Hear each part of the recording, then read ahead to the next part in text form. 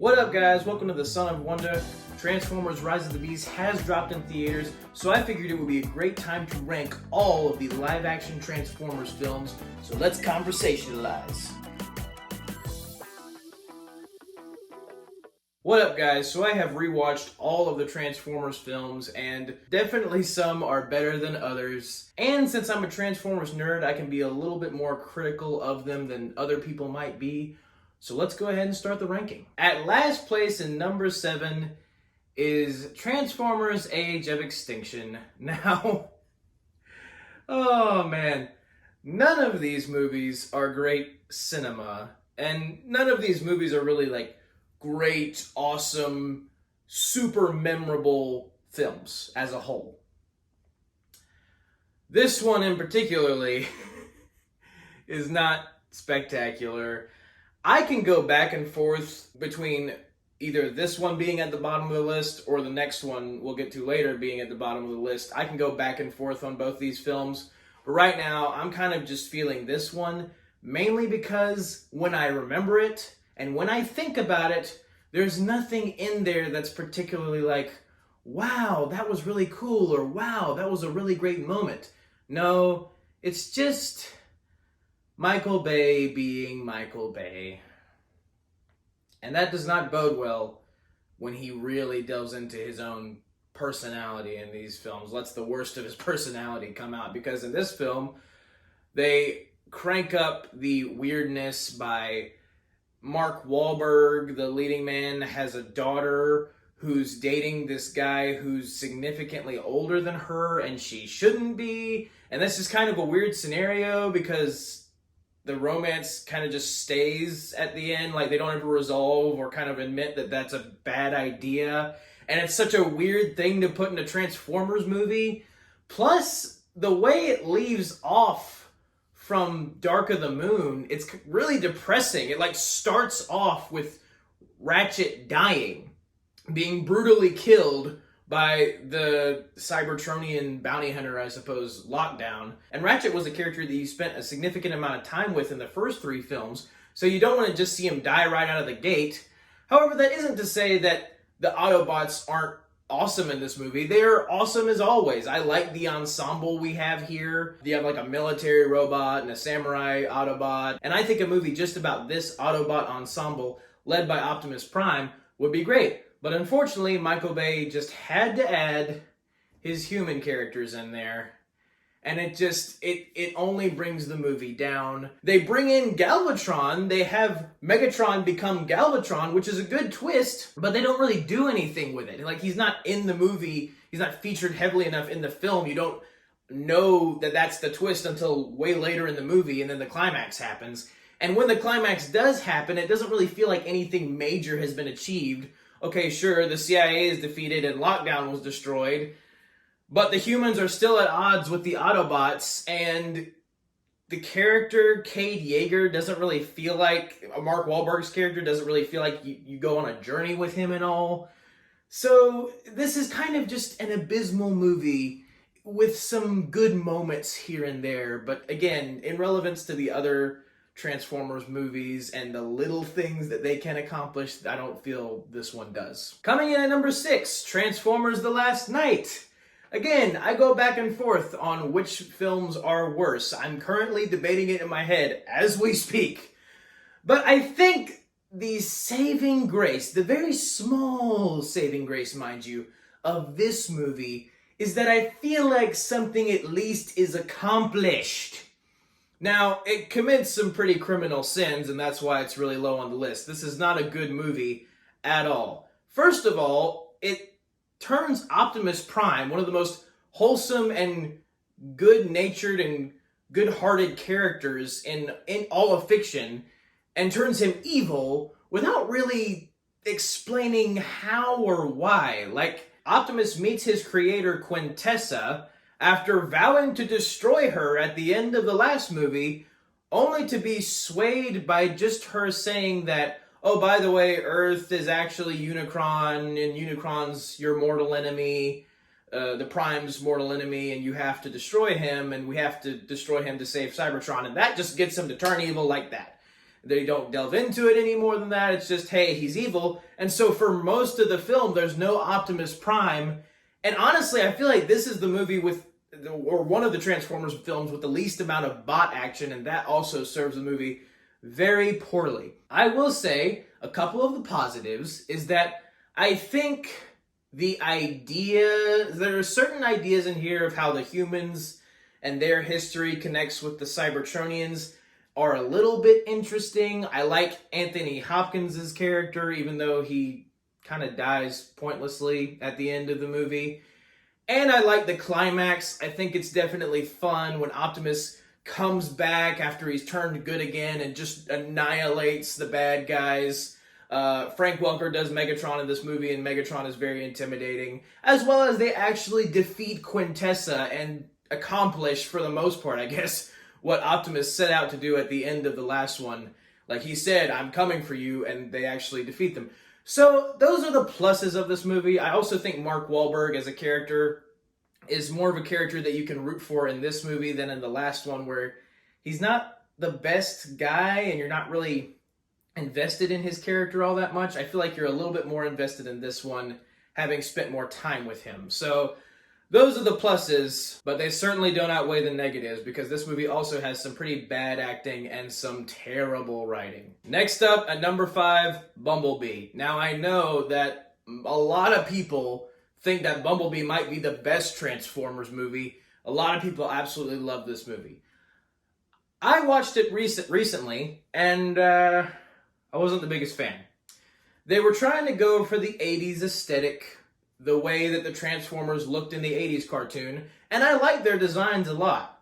But I think my main problem with this movie is that when you open on Cybertron and the war for Cybertron and the Autobots battling the Decepticons on Cybertron in the very first opening scene, and then you have an epic fight between Bumblebee and a Decepticon, and that's when B gets his voice box ripped out, but B destroys the Decepticon. You're on that high.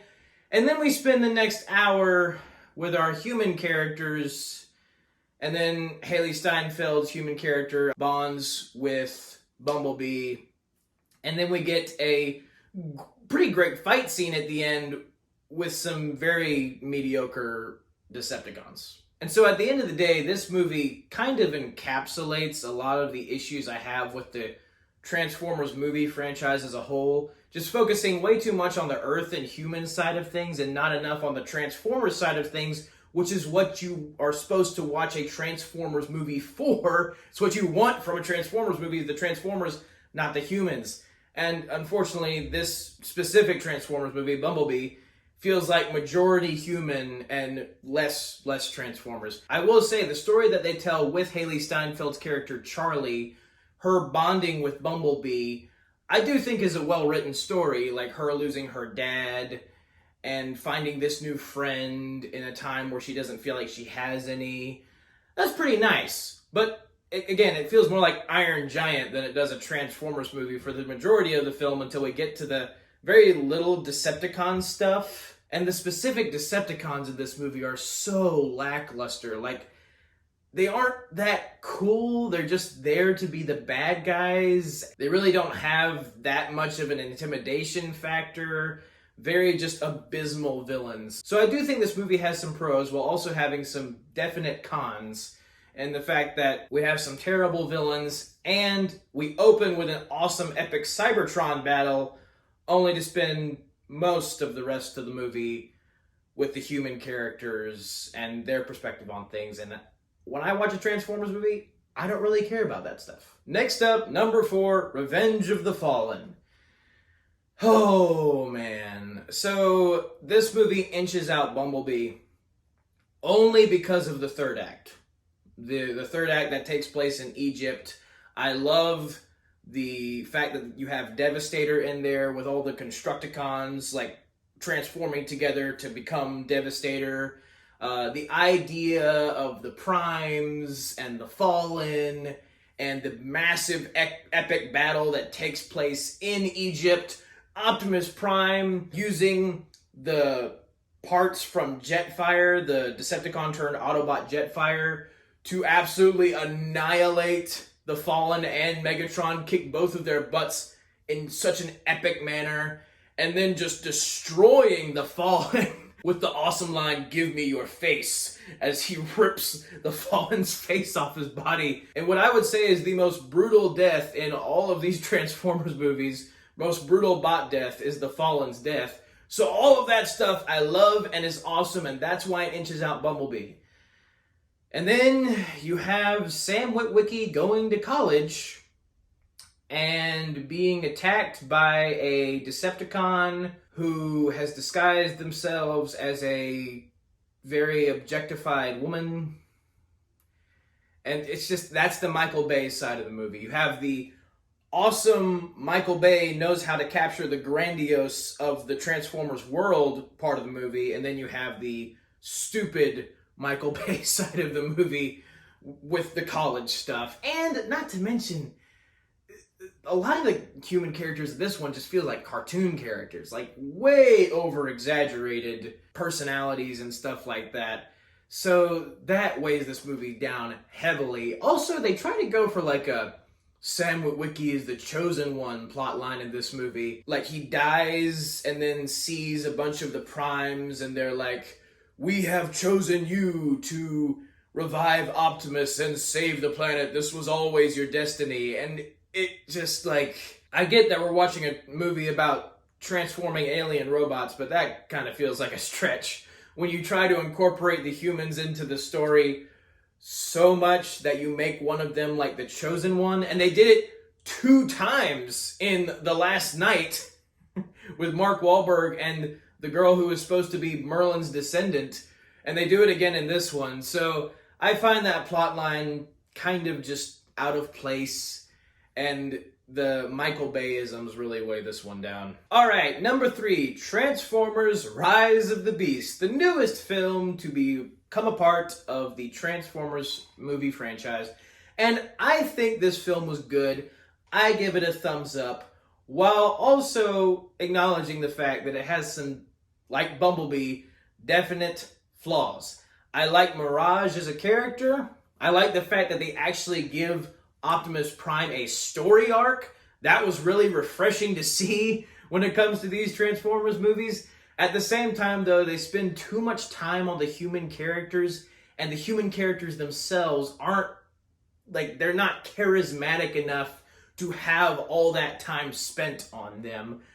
But this movie does at least tell a compelling story with them. Not maybe as compelling as it could be, but compelling enough. So I think this, like, there's a major gap between Revenge of the Fallen and this movie. I think the second half of this movie, Rise of the Beast, is much better than the first half because it pays off a lot of the stuff really well that was set up in the first half.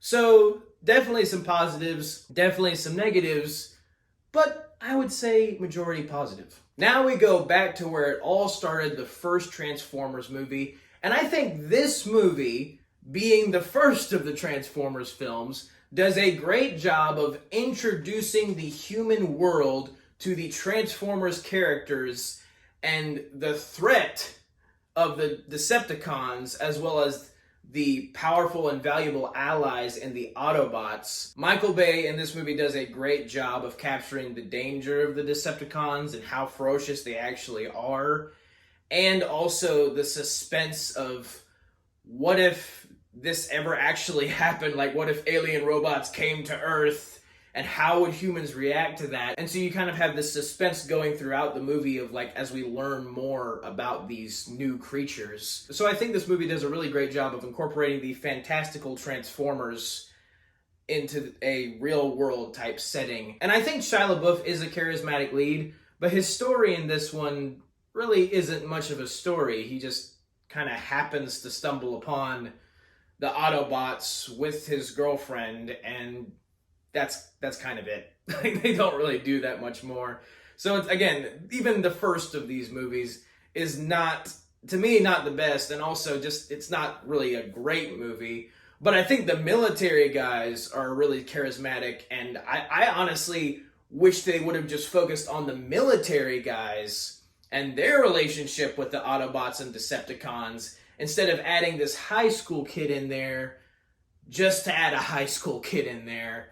But again, I think this movie definitely has merit, and obviously, considering my placement of it in the ranking, is one of the better Transformers movies. But number one, currently, and I hope this does change eventually, my number one Transformers movie is Transformers Dark of the Moon. Now, I know, this movie also has some stupid Michael Bay stuff. But I think that this movie, if you're gonna add human characters into a Transformers movie, actually does possibly the best job at it. The human side of the story, they actually blend in with the bot side of the story in a way that plays like a conspiracy thriller movie, and it's actually pretty intriguing. Also, we find Shia LaBeouf's Sam Witwicky, his character, I feel like he actually has a story in this movie where he kind of begins the movie as like in the mindset of, I've saved the world twice and I can't tell anybody that I did. Like, I feel like I should be so much more important than I actually feel, and that really hurts me. That's kind of his mindset, and that's an interesting mindset, and it kind of makes Sam Witwicky more of an interesting character to make him a person who's been crucial to the salvation of the planet twice and doesn't feel like he's getting the recognition he deserves. And then near the end of the movie, he kind of just accepts it. He just kind of accepts it, and he still does his job and proves his worth like he always does. So I think he has a little bit more of a story. Also, I love John Turturro's character in these movies, Agent Simmons. He is a very funny character and has some of the best lines in these movies. And in Dark of the Moon specifically, I love the line where he takes up Sam's offer to learn more about the conspiracy stuff, and he puts on his black secret agent trench coat and secret agent sunglasses. Door opens and he says, "Tell Megatron, let's tango." And Alan Tudyk as a complimentary character to John Turturro's in this movie is also awesome, where he plays this like German assistant who's over the top. And even though, yes, you could argue that he's also kind of a cartoon character, at least he's one that entertains me a lot more than some of the others Michael Bay has attempted to do. I also think the action in this movie is just flipping amazing. Shockwave, introduced in this film as another Decepticon antagonist, looks boss. He provides some great fight scenes. He and his giant Cybertronian worm, or whatever the mess that is. I think the bot story as well is super on point. Sentinel Prime being the former leader of the Autobots, but surprise, he's a traitor. He actually teamed up with Megatron for the sake of Cybertron's survival. And Optimus has an epic battle with Sentinel. Maybe possibly, at least for me, the best fight in the entire Transformers movie roster. But I do feel like you feel for Optimus throughout this movie because he trusted Sentinel. Sentinel was his mentor, and so you feel that betrayal. And so you feel for Optimus when he decides to just finally destroy Sentinel after realizing just how much Sentinel actually betrayed the Autobots. And then he delivers what is my favorite line in the entire Transformers movie roster, where Megatron betrays Sentinel Prime and takes him down, and then he tells Optimus, "Who would you be without me?"